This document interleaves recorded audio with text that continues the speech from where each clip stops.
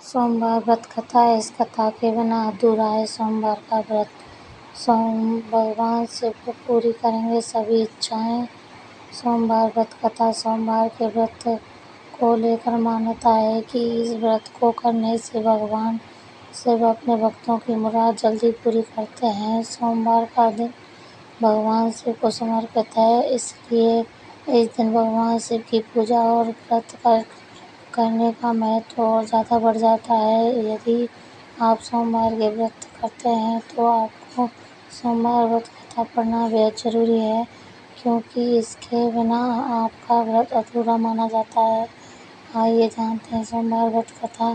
सोमवार व्रत देवों के देव महादेव बहुत ही भोले माने जाते हैं, इसलिए उनका एक नाम भोलेनाथ भी है। पौराणिक मान्यता अनुसार भगवान शंकर को प्रसन्न करने के लिए किसी भी तरह के खास विशेष पूजन की आवश्यकता नहीं होती, क्योंकि कहा जाता है कि वह तो भोले हैं। भक्ति की मन से की गई क्षणिक मात्र की भक्ति से ही वह प्रसन्न हो जाते हैं। अगर आप भी शिव की भक्ति की और कृपा पाना चाहते हैं तो सोमवार का व्रत करते हैं तो इस कथा से भोलेनाथ को प्रसन्न कर सकते हैं। सोमवार व्रत कथा। इस कथा के बिना अधूरा है सोमवार का व्रत। भगवान शिव की पूरी करेंगे सभी इच्छाएं। साहूकार को मिला संतान प्राप्ति का वरदान। एक बार किसी एक नगर में एक साहूकार था। उसके घर में धन की कोई कमी नहीं थी, लेकिन कोई संतान न होने के कारण वह बहुत दुखी था। संतान प्राप्ति के लिए वह हर सोमवार को व्रत रखता था और पूरी श्रद्धा के साथ शिव मंदिर जाकर भगवान शिव और माता पार्वती की पूजा करता था। उसकी भक्ति देखकर एक दिन माँ पार्वती प्रसन्न होकर भगवान शिव से साहूकार की मनोकामना पूर्ण करने का निवेदन किया।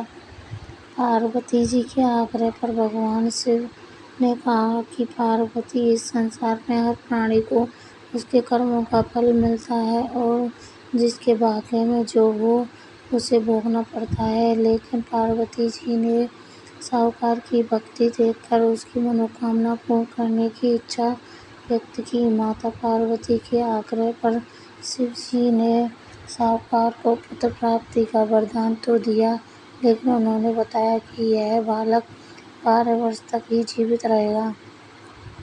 साहूकार के पुत्र का कुछ ऐसे हुआ विवाह। माता पार्वती और भगवान शिव की बातचीत को साहूकार सुन रहा था, इसलिए उसे ना तो इस बात की खुशी थी और ना ही दुख। वह पहले की भांति शिव जी की पूजा करता रहा।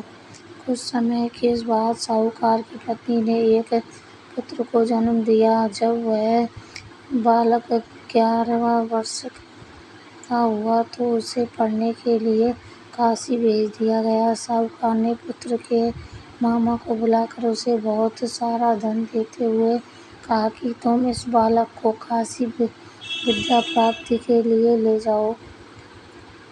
तुम लोग रास्ते में यज्ञ कराते जाना और ब्राह्मणों को भोजन दक्षिणा देते हुए जाना।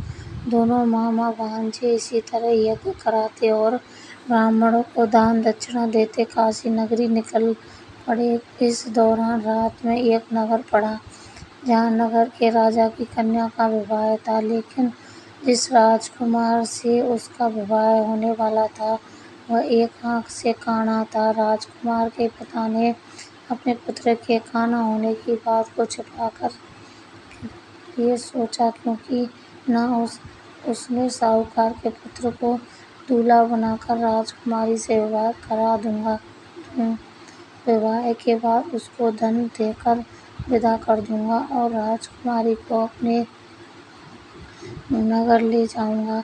लड़के को दूल्हे के वस्त्र पहनाकर राजकुमारी से विवाह करा दिया गया। साहूकार के पुत्र के निकले प्राण। साहूकार का पुत्र ईमानदार था, उससे यह बात सही नहीं लगी, इसलिए उसने अवसर पाकर राजकुमारी के दुपट्टे पर लिखा कि तुम्हारा विवाह तो मेरे साथ हुआ है, लेकिन जिस राजकुमार के संग तुम्हें भेजा जाएगा वह एक आँख से काना है। तो मैं काशी पढ़ने जा रहा हूँ। जब राजकुमारी ने चुन्नी पर लिखी बातें पढ़ी तो उसने अपने माता पिता को यह बातें बताईं। राजा ने अपनी पुत्री का विदा नहीं किया। फिर बारात वापस चली गई। दूसरी ओर साहूकार का लड़का और उसका मामा काशी पहुँचे और वहाँ जाकर उन्होंने यज्ञ किया। जिस दिन लड़का 12 साल का हुआ उसी दिन भी यज्ञ का आयोजन था। लड़के ने अपने मामा से कहा कि मेरी तबीयत कुछ ठीक नहीं है। मामा ने कहा, तुम अंदर जाकर आराम कर लो। शिव जी के वरदानुसार कुछ ही देर में उस बालक के प्राण निकल गए। मृत भांजे को देख उसके मामा ने विलाप करना शुरू किया।